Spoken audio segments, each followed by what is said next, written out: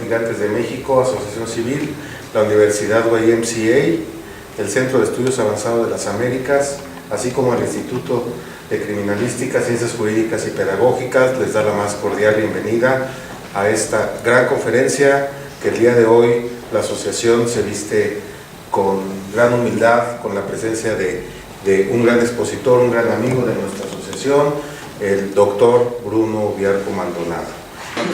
Me voy a permitir resumir lo que es el currículum de nuestro expositor de esta noche, el doctor Juan Bruno Viarco Maldonado, el cual actualmente es juez 16º del Tribunal Superior de Justicia de la Ciudad de México, es originario de la Ciudad de México. Dentro de sus estudios está la licenciatura en Derecho, especialidad en Derecho Penal, doctor en Derecho y mención honorífica de la Universidad Nacional Autónoma de México e investigador de Derecho Constitucional.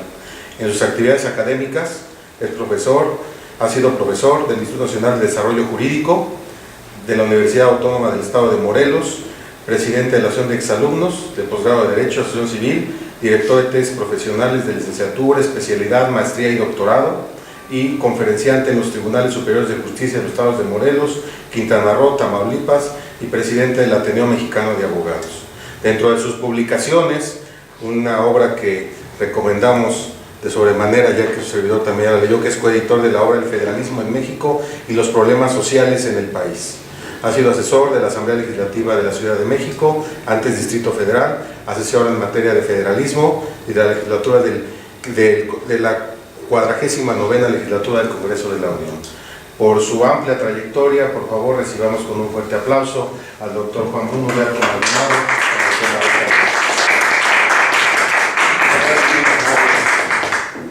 Perdón, el aplauso siempre la ciudad es muy difícil. Vamos a hablar hoy del juicio ejecutivo mercantil oral.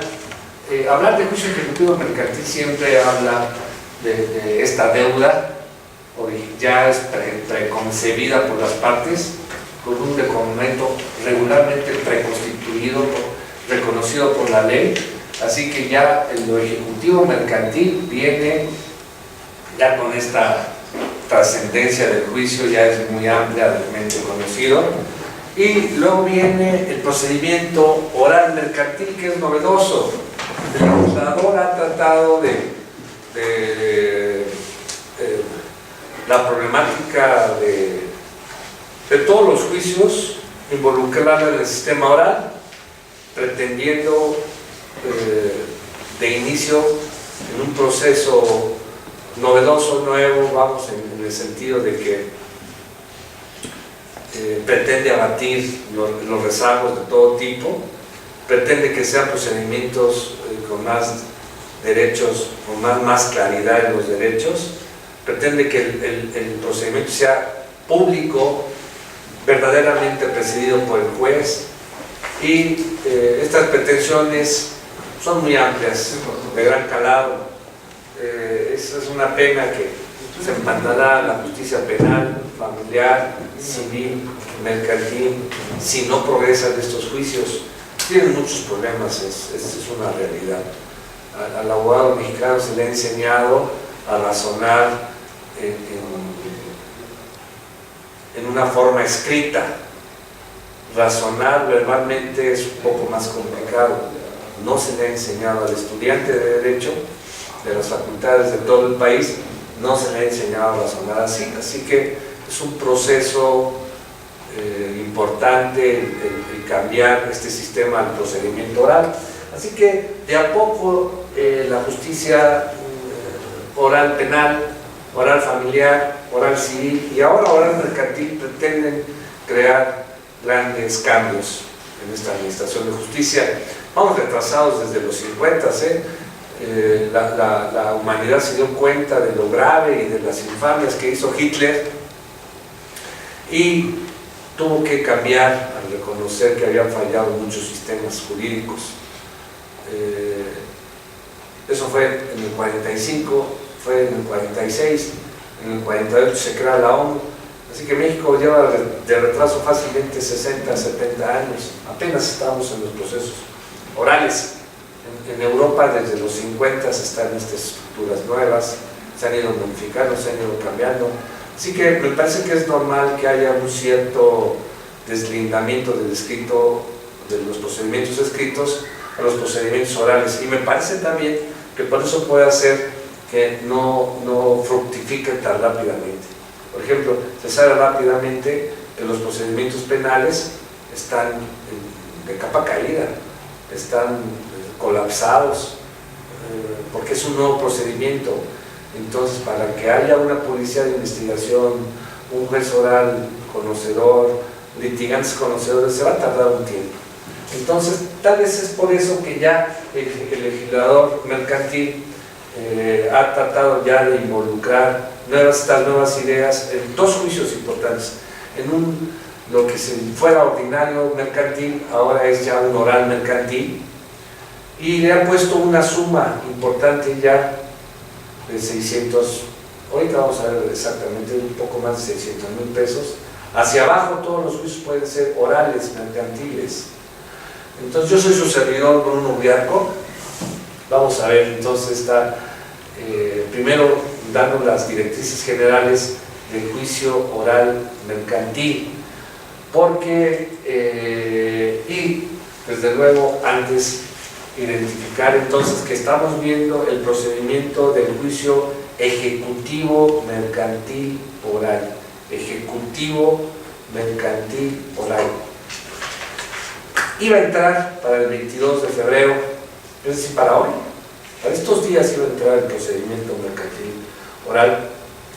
Ya no entró, se está programando un año más, dentro de un año va a entrar, así que tenemos tiempo para identificar todos estos procedimientos. Es buen momento gozar de un diplomado como el que está preparando la Asociación de Litigantes en conjunto con las instituciones que acaba de mencionar nuestro presidente José Antonio Olguín, de manera que es un buen momento para nosotros repasar en algo un poquito más, un poquito menos de una hora. No los voy a cansar, pero sí les voy a dar, puntualizar los puntos, las cuestiones finas de este procedimiento. Así que si es ejecutivo mercantil oral, estamos hablando de los procedimientos que ustedes conocen como juicio ejecutivo mercantil, punto. Es decir, un cheque, un pagaré, una letra de carne, algún procedimiento, medios de preparatorios a juicio en donde se reconozca una deuda, o alguno de estos documentos que habla del 1391 del Código de Comercio y todas sus fracciones, son los que se intentan en este juicio. Tiene, les repito, algunas cuestiones importantes que saber. Por ejemplo, hay que identificar rápidamente la cantidad por la que se puede llevar a cabo este juicio ejecutivo mercantil oral. Tiene una cifra importante, la vamos a pasar, es esta: 633,075 pesos con 88 centavos. Esta es la cifra. Hacia abajo puede llevarse a cabo un juicio oral mercantil y el nuevo procedimiento del juicio ejecutivo mercantil oral. Así que identifiquemos dos procedimientos, uno que se llama oral mercantil y otro que se llama ejecutivo mercantil oral. Todos están en el 1390 del Código de Comercio. Son muchos artículos, son 1390, alrededor de 50, 100 artículos los que se manejan, pero todos están en 1391, 1392, y así se va. El Código de Comercio, para hacer esta reforma, buscó concentrarlos ahí, así lo hace.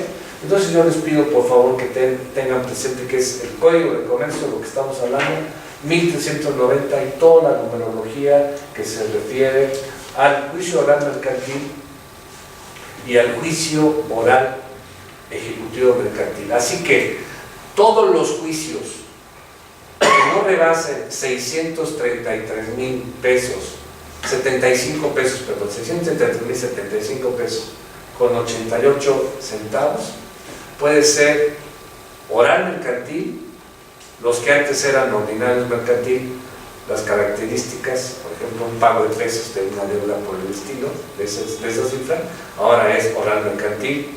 Si se trata de un juicio ejecutivo mercantil, pero ustedes tienen esta cifra de 633.075 pesos con 88 centavos inferior a ella, se puede tramitar el juicio ejecutivo mercantil oral. ¿Qué diferencias hay básicamente? Bueno, hay muchas. Todas las reglas del juicio oral mercantil, que es las que vamos a ver en cuestión de una hora, están programadas en el juicio oral mercantil. Esas mismas reglas, dice el articulado del juicio ejecutivo oral mercantil, se van a llevar a cabo también en este juicio ejecutivo oral mercantil. Así que tanto el oral mercantil, antes ordinario mercantil, como el ejecutivo oral mercantil tienen el mismo procedimiento. En las audiencias y todo lo relativo a ello tienen el mismo procedimiento. ¿En qué cambian entonces? Bueno, cambian en que uno es el antiguo ordinario mercantil, el juicio oral mercantil, y otro es el no desaparecido ejecutivo mercantil, porque ahí sigue todavía el procedimiento, no se va a cambiar.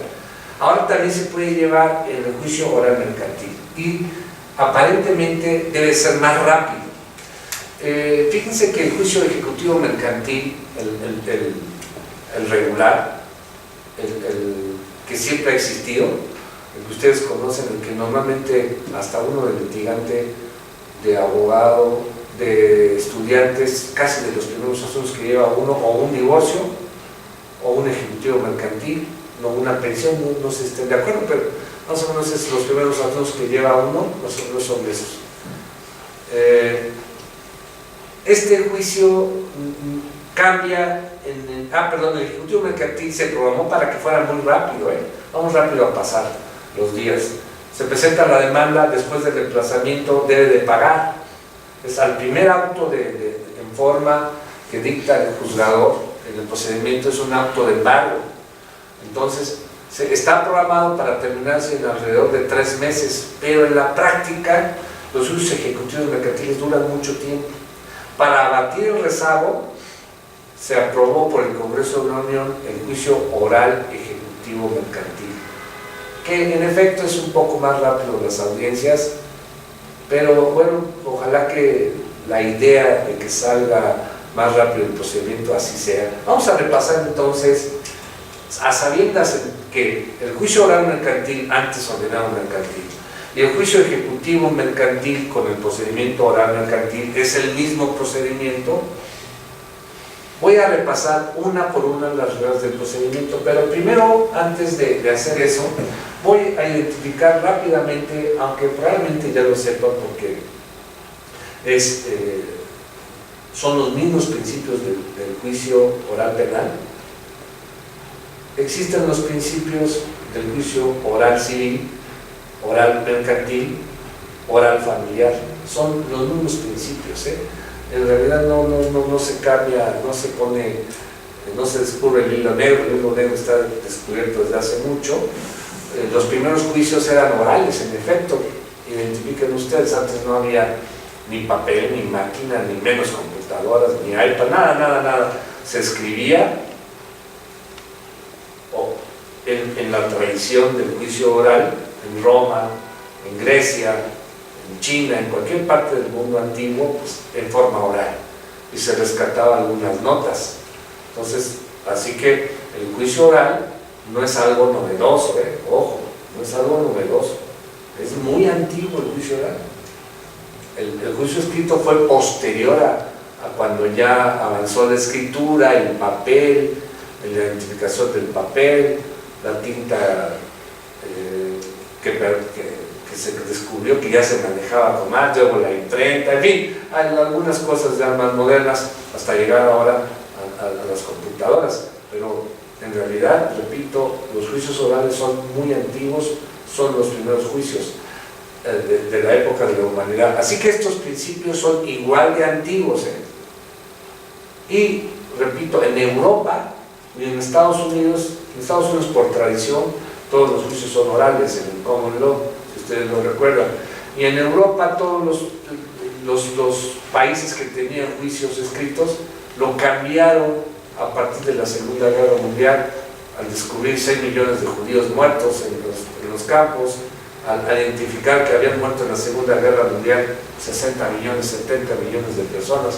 Hay que identificar, hay cifras dispersas, distintas, entonces, pero por lo menos 60 millones se murieron en la Segunda Guerra Mundial. Había que hacer un cambio, Europa lo hizo, México ha retrasado. Repito, estos procedimientos, estos juicios son evidentemente, son muy antiguos, los principios también. Los principios son oralidad, publicidad, igualdad, inmediación, contradicción, continuidad y concentración. Repito, a sabiendas que yo ya sé que lo han estado viendo en el procedimiento oral penal, lo repasaré brevemente para entrar a lo otro, que es muchísimo material, y lograr que la conferencia sea rápida, amena, y no nos extendamos mucho tiempo. La oralidad versa sobre el desarrollo y forma de proceder dentro de un juicio, es preponderantemente oral.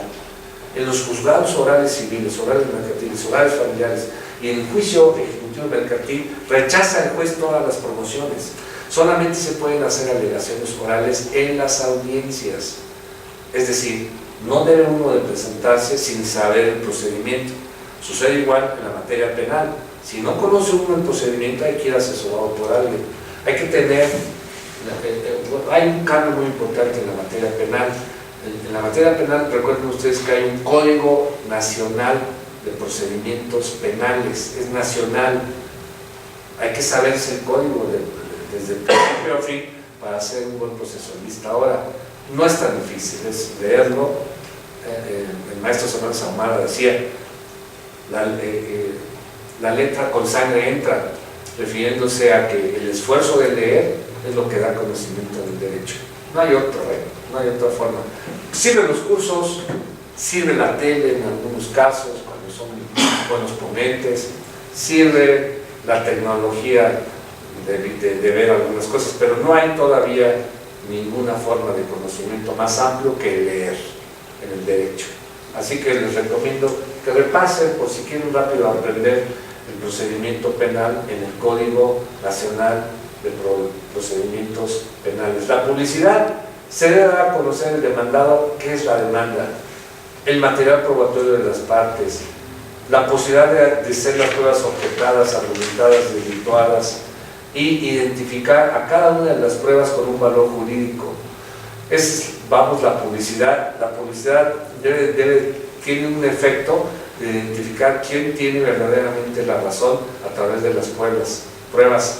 Y eso se permite rápidamente saber, porque en el juicio, así como estamos ahorita, está la parte actora, la demandada, ofrece sus pruebas, se desahogan ante el juzgado, que en este momento identifican, por favor, que soy yo, quien toma las notas, y el público que puede estar presente, porque tiene un efecto de publicidad estos juicios, puede saber quién tiene la razón al estar presente en la audiencia, si es un poco conocedor. Si no, aunque no fuese conocedor, en algunos casos las pruebas son tan patentes que identifica quién tiene la razón. Eso busca los juicios orales, acabar un poco con la ayuda, la corrupción, o un mucho, tal vez un poco, no, un mucho, estos temas. Lo logra al identificar que las partes pueden estar presentes en las audiencias. Eso es magnífico. Busca el procedimiento oral la igualdad ante las partes. No tiene que ver si es mujer, si es hombre, las partes, sean los interesados, si hay alguien que me interese físicamente, no tengo que ver raza, credo, color, diferencias sexuales, no tengo que ver nada, tengo que dar, el juez debe ser patentizado, un agente que ofrezca igualdad, que sea imparcial, conceder los derechos que otorga la ley sin distinción. Por eso es que el juzgador oral tendrá que tener muy identificado todos los procedimientos. Nadie lo debe estar asesorando, que sigue, porque si no sabe el procedimiento puede hacer alguna irregularidad. La inmediación es un principio que permite a las partes estar siempre ante el juez. Eso no se hace por muchos años, todo el siglo XX no se logró, porque el juez, las leyes orgánicas del país son muy malas, de los tribunales, y obligan al juez a hacer múltiples cosas. El juez oral nada más debe de presidir las audiencias y dictar sentencia. Es lo que hace un juez respetable en el mundo.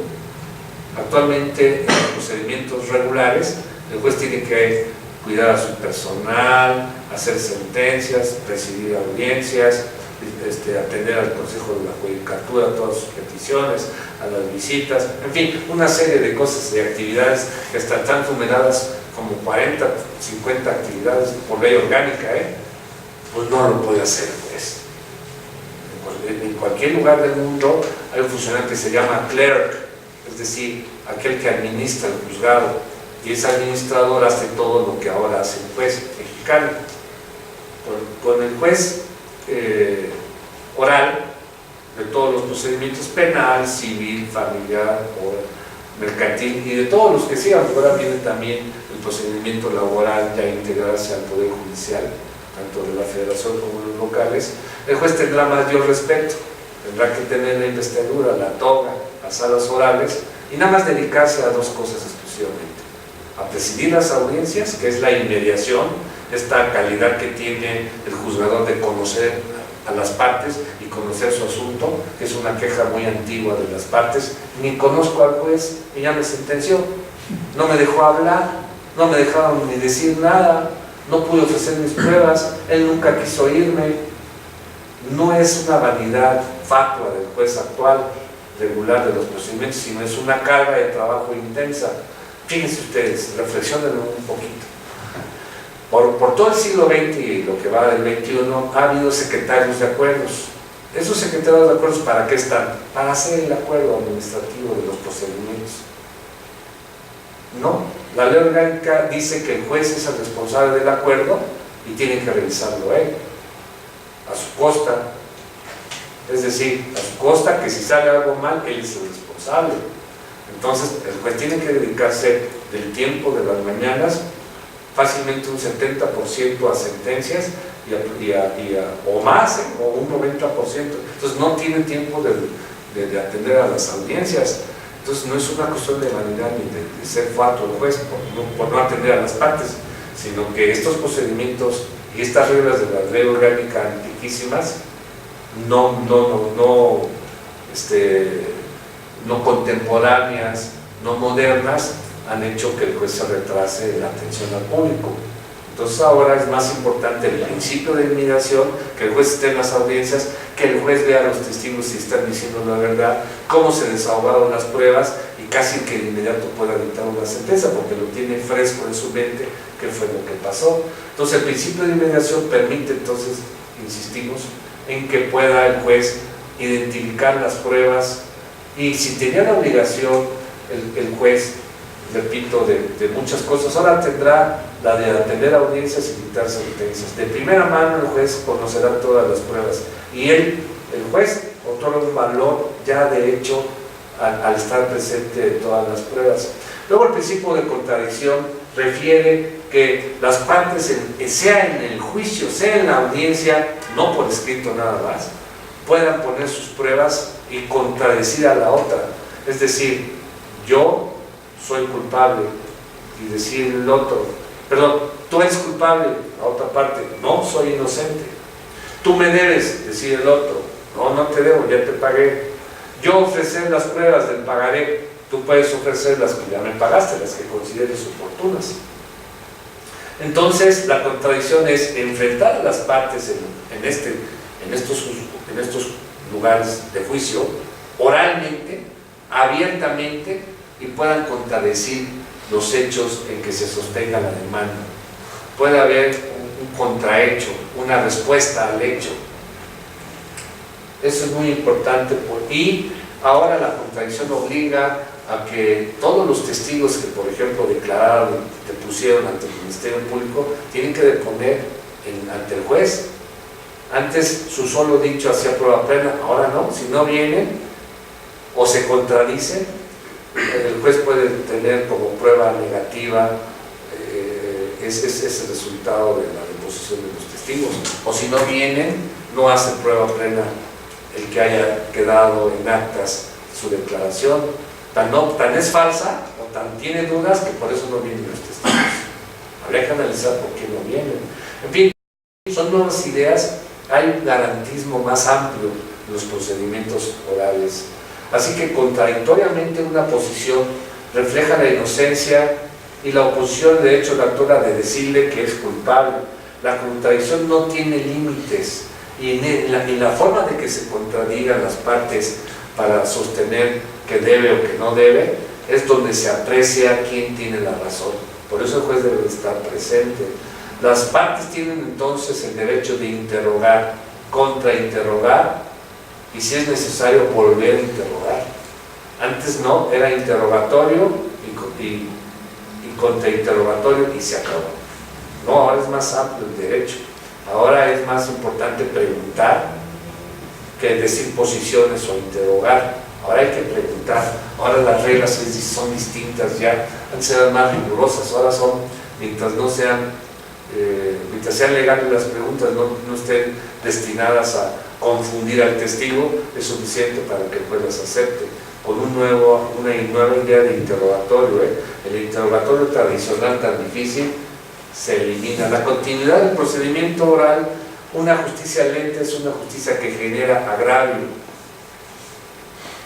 Pues todos los procedimientos en México generan agravio, todos son lentos, a veces por los juzgadores, a veces por los litigantes, a veces por las circunstancias.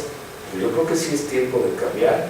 Y si vamos a pasados 60 años, a Europa, pues hay que alcanzar a Europa rápidamente, a Estados Unidos, a los países del primer mundo. México no es un país del primer mundo, en efecto, porque tiene 75 millones de gente humilde, muy pobre, de mediana calidad, pero no tienen educación, nos salva la cultura de 500 años entre español, mestiza, indígena y mestiza. Y la cultura mexicana de casi 200 años es muy poca comparado a la gran educación que hay en el mundo, en otras latitudes. La educación es la que ha fallado en México, independiente, y apenas tiene 200 años, pero no hay mucha gente educada.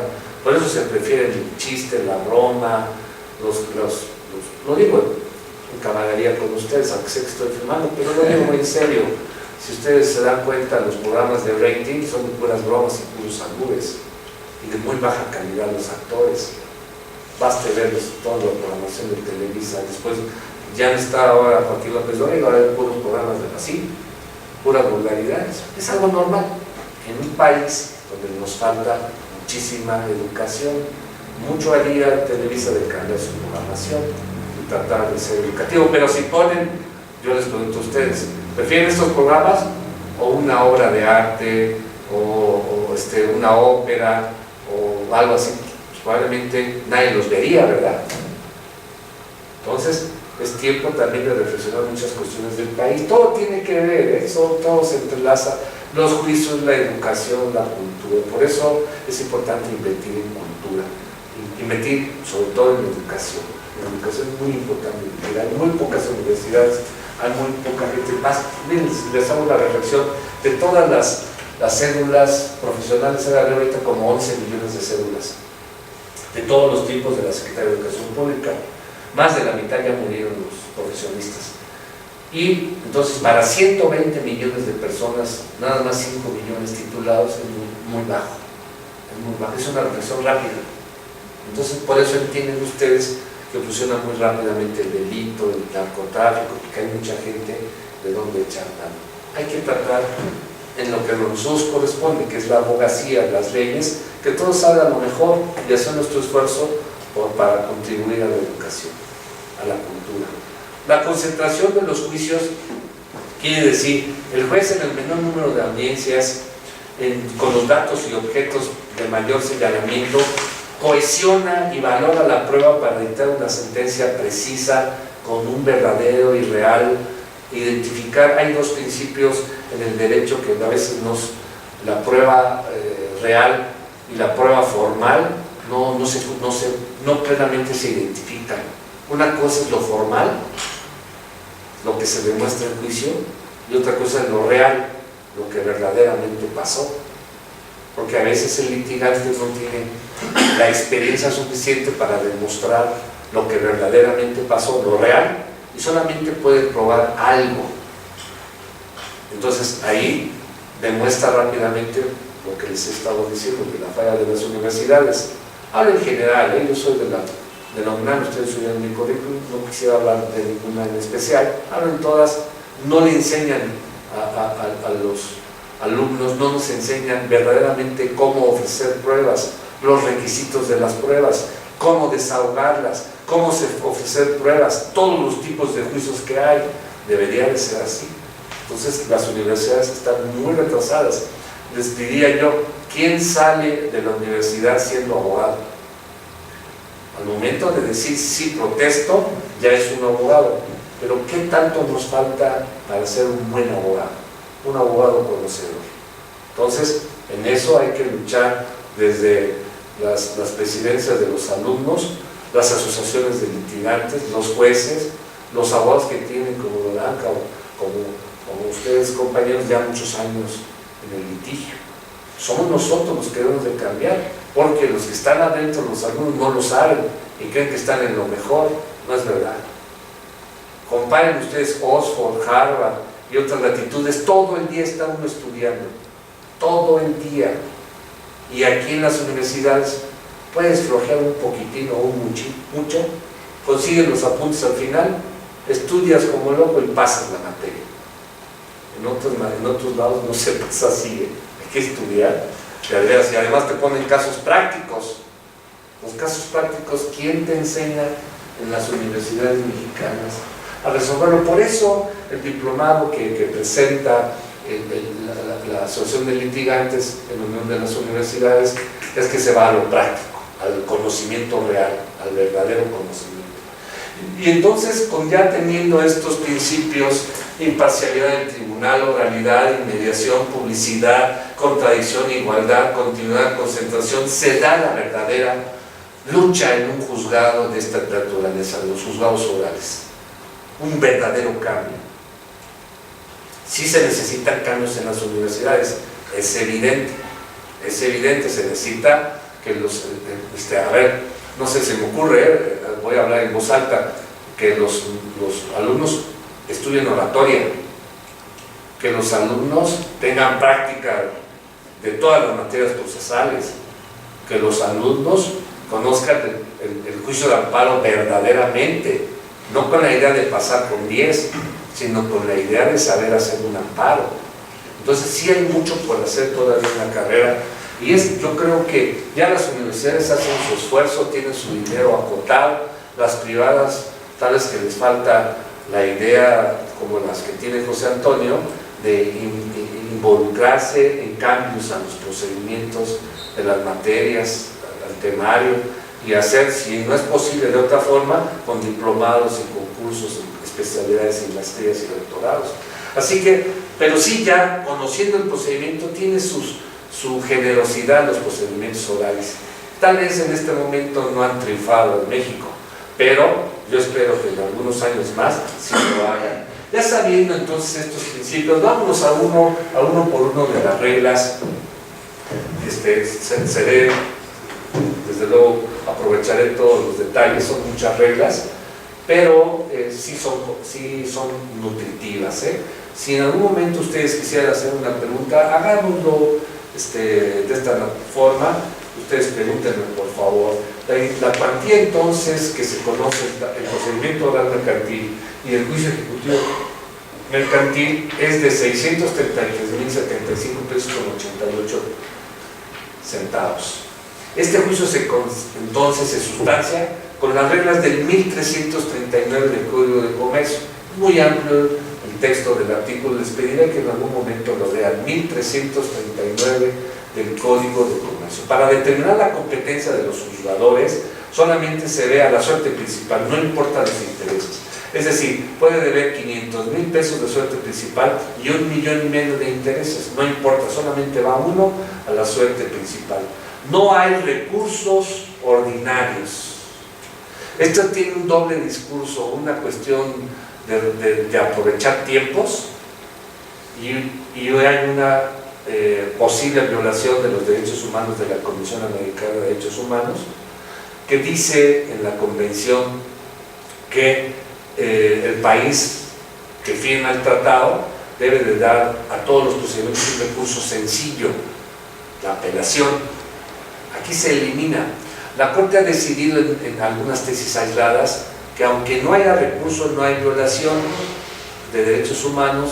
Pues es algo contradictorio, pero bueno, la Corte a veces también es un poco contradictoria. Les invito a que lean la tesis, no es una jurisprudencia definida, es una tesis y dice la Corte que porque se le da toda la defensa, que hay posibilidad de hacerlo en el amparo, todas las reglas que se hayan violado se solucionan en el amparo, y que el amparo hace las veces del recurso.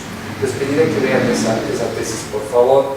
Las partes pueden solicitar al juez de manera verbal cualquier omisión o irregularidad en el procedimiento. Acuérdense ustedes que el procedimiento en los juicios es de orden público y el juez debe de vigilar que se reúnan todas las características del procedimiento.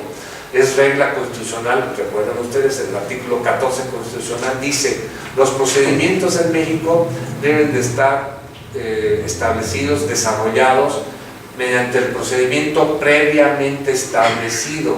Es decir, no debe de ser no puedes inventar, no puede uno inventar el procedimiento en los juzgados. El procedimiento en el juzgado es previamente establecido. El procedimiento en el amparo es previamente establecido. El procedimiento en el derecho electoral es previamente establecido. El procedimiento en la materia penal es previamente establecido. Cualquier procedimiento que se les ocurra ya está previamente establecido. Normalmente el litigante va y le pregunta al secretario de acuerdos o en una delegación, ahora futuramente alcaldías, ¿cómo se hace esto? ¿Cómo se hace lo otro? No hay necesidad, si ven la ley que corresponde y que se aplica, está previamente establecido el procedimiento. Es difícil aprender, claro, el procedimiento, pero inclusive el juez, que es, digámoslo así, pongámoslo entre comillas, porque a veces no sucede así, es el experto en procedimiento, pues también se equivoca. Por eso no hay más que la regla que le decía un maestro, me parece que ya un maestro procesal penal ya murió, un juez Villalobos, se jubiló, eso sí, superé, no sé más. ¿Qué dice el código? Para esto, a ver qué dice el código. Era lo que decía en su juzgado. Es buena regla, uno de litigante, uno de conocedor, ¿qué dice el código? Dentro de la audiencia que se dicte la sentencia se puede solicitar, se aclaren cláusulas o palabras. Entonces, insistir, no hay recursos en el procedimiento oral mercantil ni el ejecutivo mercantil oral. Como son orales los juicios, se prevé un procedimiento entonces especializado para quien tiene discapacidad visual o auditiva. Es algo lógico, ¿no? Si no puede oír, si no puede ver y es un procedimiento oral, habrá que asesorarlo con peritos que lo puedan identificar, sea visualmente o sea auditivamente, estas faltas de habilidades que tenga la persona. Igual, cuando se trate de una persona que habla otro idioma o habla un indígena que tiene otro dialecto, no habla español, hay que tener peritos para que le auxilien. No se sustancia ningún juicio de tramitación especial, es decir, los juicios orales son orales, mercantil o oral ejecutivo mercantil. En todo lo no previsto se aplican las reglas del Código Federal de Procedimientos Civiles. Y una ventaja, la número 10, el emplazamiento y el auto que emite la reconvención son las únicas órdenes de notificación personal. No hay otra orden de notificación personal, solo se notifica, ni la sentencia, el emplazamiento 1 y el auto que emite la reconvención. Es decir, si ustedes están pensando que me van a notificar, me van a dar la sentencia, no. Todo se notifica en las audiencias. La demanda, contestación de convención y las contestaciones se presentan por escrito. Es decir, es un procedimiento 25-30% escrito y un 70% oral. Porque la demanda, la contestación, las vistas, todas son por escrito. Me decía uno de los que hicieron las reglas en los códigos, que eso se hizo porque opinó el Tribunal Colegiado y la Corte y los juzgados de distrito que se quedara por escrito. Eso permite establecer realidades que las partes dicen por motu propio, o sea, porque las partes lo ponen, y así no tiene uno que divagar en el escuchar lo que dicen las partes, si reprodujeran la demanda oralmente o si reprodujeran la contestación o la recomendación oralmente. Entonces tiene su sentido porque estos son escritos. Igual que en los procedimientos mercantiles generales, la prevención se desahoga en 3 días. En los propios escritos de contestación de convención y sus contestaciones se promueven las pruebas. La demanda y la reconvención se contesta en 9 días. 9 días para contestar la demanda. Y se señalan 2 audiencias, la preliminar y la final de juicio. La regla 17 es: el juez, en efecto, es el rector del procedimiento. Tal vez se le ha perdido un poco de respeto al juez, porque se mezcla entre el personal, no está togado. En Inglaterra, por ejemplo, en el Reino Unido en general, van con pelucas blancas para identificar la senectud, la madurez por la cana, digámoslo así, y la toga que da mucha presentación como juez. Aquí no se ha hecho así por años, y ahora me parece que es una forma de respetar más al juez, esta nueva forma de ver los togados a todos en general. En un futuro se hará, se ha ido por partes, se ha ido avanzando en el sistema oral. No es sencillo los sistemas orales identificarlos. En otros países tienen siglos, tienen 70 años. Aquí apenas inicia todo este sistema. El juez va diciendo siempre en qué etapa está. Voy a iniciar la audiencia preliminar, voy a iniciar la audiencia de juicio, voy a dar paso a la contestación, voy a desahogar las pruebas, inicia la prueba confesional, termina la prueba confesional, inicia la prueba testimonial, termina el desahogo de la prueba testimonial, para que, como todo queda grabado, las partes sepan exactamente en qué momento están del litigio, del procedimiento, para que no haya dudas de que tienen sus derechos, tuvieron su momento para desahogarlo y no lo hicieron así, si así fuese el caso. Entonces hay que estar atento en un juicio oral, porque el juez no puede asesorar. Pero si nota el juez que no sabe nada el litigante, puede inclusive pedir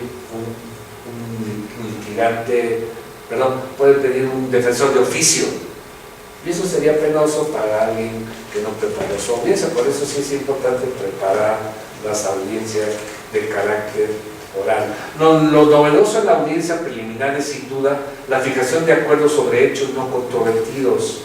Es decir, las partes pueden decir: no hay controversia en que te entregué un dinero, no hay controversia en que te entregué el material, no hay controversia en que te firmé, la controversia es que ya te pagué, ya te diste anticipo, me diste, quedamos en que íbamos a recapacitar la calidad de los materiales que me diste. En fin, hay acuerdos de hechos no controvertidos y hay acuerdos de prueba. Es decir, ¿para qué se ofrece una confesional en donde lo único que queda es identificar cuál es el monto que debe pagar alguna de las partes? En el caso de que se haya reconocido la deuda, no se requiere más que la decisión del juez, cuál prevalece del contrato, qué cantidad debe disminuirse. Es decir, hay veces que no es necesario ni ofrecer ninguna prueba. Lo que se necesita es que las partes identifican el mismo punto de derecho de distinta forma. Se necesita una sentencia que resuelva la duda de las partes. Las audiencias se pueden suspender, dice el número 23, si así lo decide el juez, y esos recesos pueden ser con el fin de realizar determinados actos para sustanciar el procedimiento. Y el juez en ese momento puede decretar a qué hora reanuda el mismo día, o puede decirlo que puede diferirla para otro día, para el día siguiente, o ordenar lo más próximo posible en relación a su carga de trabajo. El punto 26 es: la audiencia preliminar, el juez admite y ordena el desahogo de pruebas y señala para dentro de 10 a 40 días la audiencia final de juicio. No hay términos para los alegatos.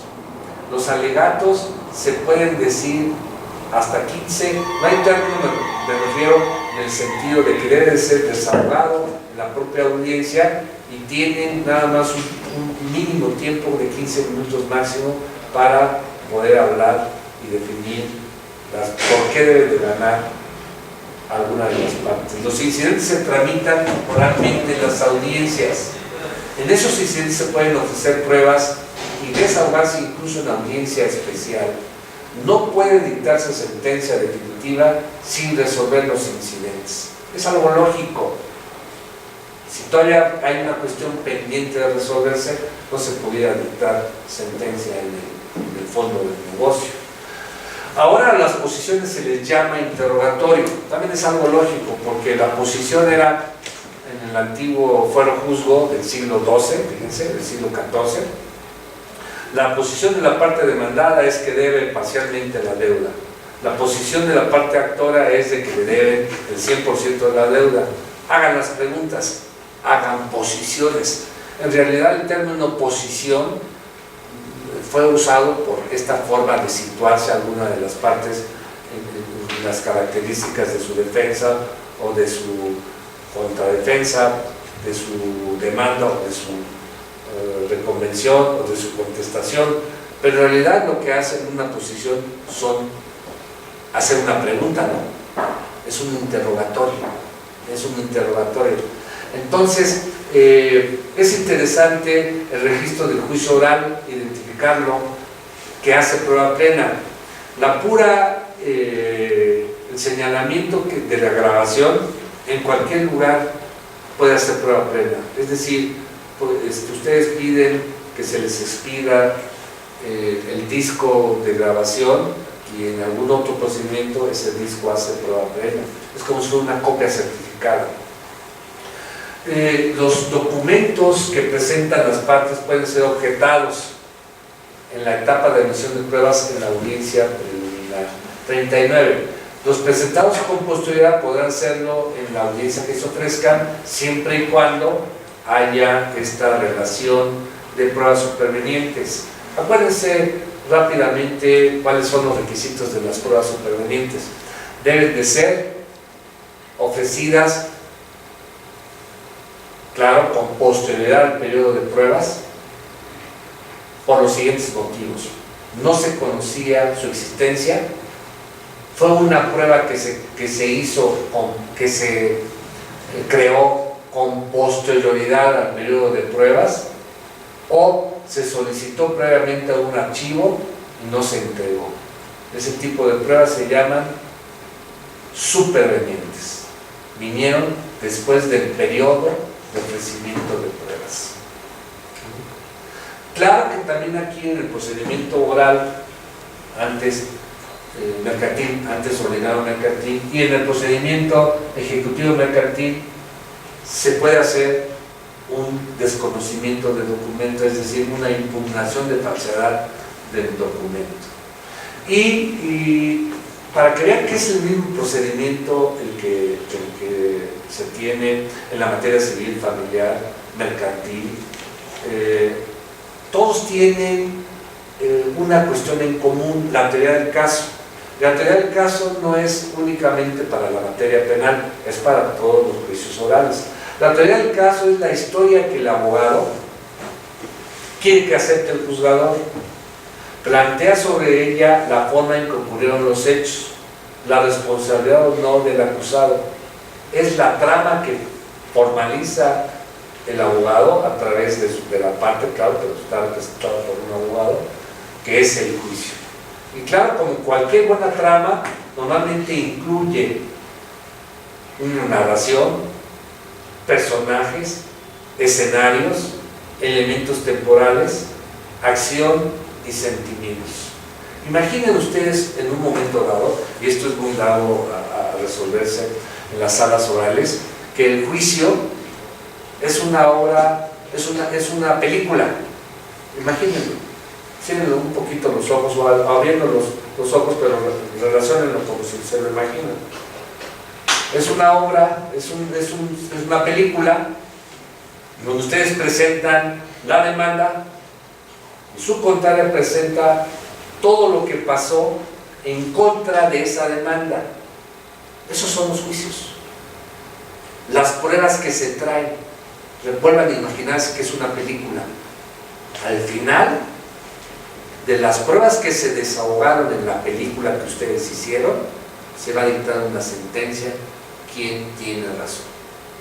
Por eso es verdad que mientras sea mejor el abogado y tenga más, digámoslo en el cine, espectacularidad para ofrecer pruebas y desahogarlas y prepararlas, tendrá mejor resultado su película, su final, su sentencia. Si el abogado no tiene esta espectacularidad para contestar una demanda, para conocer la ley, para ofrecer pruebas, para desahogar las pruebas, pues puede ser que su cine, su película no sea muy buena y pierda.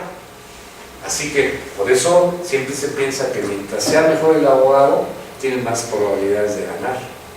Eso es verdad. Y eso a veces no lo da más que la práctica. No es necesario ser de más edad. Yo me acuerdo, a los de 20 a 30, en mis 20 a 30, pude haber ganado, yo fui litigante. Seguro que gané algunos juicios, no me recuerdo bien. Pero eso es en la forma y medida que presenté mis pruebas. Así que eso es muy importante, que insistir un poquito en el caso. Se da en la materia familiar, los divorcios. Ya no hay divorcio así, ¿no? Se da en la materia familiar, en las cuestiones de pensión alimenticia, en las cuestiones de liquidación de la sociedad conyugal, en la liquidación de separación de bienes, si es que trabajaba o no la señora o el señor, en fin, en todos los escenarios de la materia civil, en todos los escenarios de la materia mercantil y claro está, en todos los escenarios de la materia penal. Y pronto, en los de la materia laboral, en los juzgados, ya va a haber juzgados laborales, repito, el trabajo. Así que esto es muy importante identificarlo. En la materia civil se representa esta obra que estoy manejando, este cine, esta película, con la demanda, la contestación de la demanda, la respuesta a las excepciones y las pruebas y su desahogo.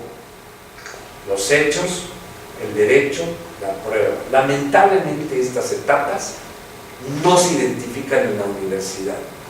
Más se preocupan en mucha terminología y en muchas cosas a enseñar a los maestros a hacer una demanda, una contestación, qué pruebas se van a ofrecer y sentenciar. Tal vez es por eso que ahora se requiera ya que también las universidades den mucha práctica de juicios, práctica forense, porque de ahí es como nace esta idea de abogar por otro, de advocatus famoso, el hablar por otro.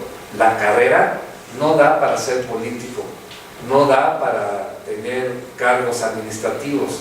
La carrera de abogado, reflexionenlo por favor, es precisamente el del litigio, hablar por otro, de alguna forma o de todas.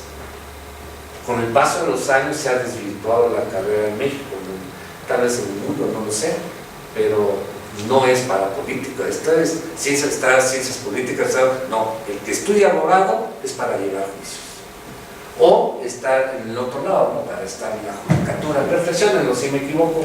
Bueno, es una idea que tengo, ustedes reflexionen si es verdad o no. Siempre me gusta hacer un temario, más o menos sí hay muchísimas cosas más. No quisiera cansarlos, quisiera que rápidamente hiciéramos un juicio. Yo les voy a dar rápidamente, está la parte actual, la parte demandada. Es un juicio muy sencillo. Julián Montesco vende a Alma López una casa ubicada en la avenida Vereda Tropical en 450,000 pesos. Está figurado todo, por eso algunas cosas son obvias de que está uno jugando con el lenguaje. Ante el notario Take Notes, firman un contrato de compraventa en donde la compradora entrega al vendedor 225,000 pesos. En el contrato se señala que se recibe el mismo, otorgándose el recibo que más amplio procede en derecho. En realidad el dinero se dio en un cheque. A la salida de la notaría, ya perfectos amigos los contratantes, Alma le pide a Julián, oye, te di el cheque y no me diste un recibito, pues dame el recibito, ¿no? Sí, cómo no, con mucho gusto, Alma, se quedan de ver después. Se pactó que el pago restante se haría en 60 días.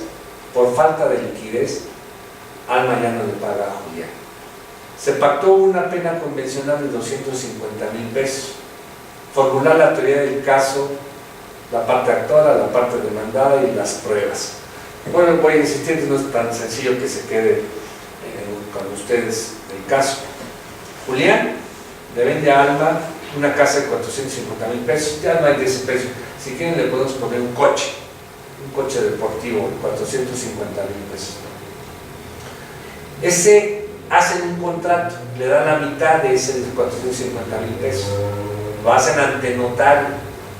Ahí ante el notario, Alma le da a Julián por ese coche 225,000 pesos.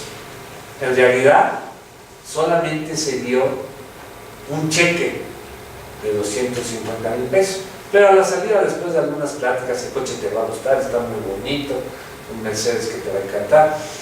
Perfectos amigos, Alma y Julián le dice, oye, Alma le dice a Julián, con un poco de autoridad, oye, no me diste el recibito del dinero, dame un recibito, ¿no? Y Julián le pone, recibí 225,000 pesos, pues son de buena fe, la fecha y la firma. Se pacta que el restante se pagaría en 60 días, no lo paga Alma. Hay una pena de 250,000 pesos. ¿Alguien me construirá rápidamente demanda, contestación y pruebas? ¿Demanda qué se demandaría? La rescisión del contrato. La rescisión del contrato por 225,000 pesos que no pagaron. ¿Qué se expresaría rápidamente? Algunas líneas, abogado. Bueno, vengo a demandar la rescisión del contrato en virtud del incumplimiento en que incurrió la señora Alma López al no haber pagado en tiempo y forma 225,000 pesos. ¿Qué pruebas ofrece? El contrato, lo que se firmó ante el notario, el mismo cheque y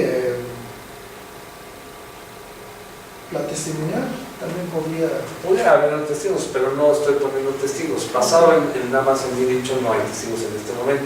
Don Anca, ¿por qué contestarías? Queriendo ganar.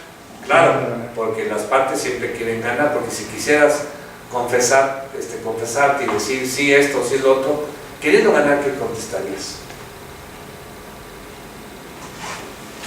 No te vamos a criticar, no te preocupes. Contestarías, a ver, Julián, Alma le da 225,000 pesos. Le da en un cheque. Se firma un contrato ante notario. Platican ellos. A la salida le dice, oye, no me entregaste un recibito. Hazme el recibito, ¿no? Del cheque. Julián le dice, sí, me caes re bien, sí, cómo no. Recibí 225,000 pesos, firma, fecha. No le puede pagar a Alma. ¿Qué pudieras hacer? No te vas a confesar. Con esas pruebas, ¿qué pruebas tienes?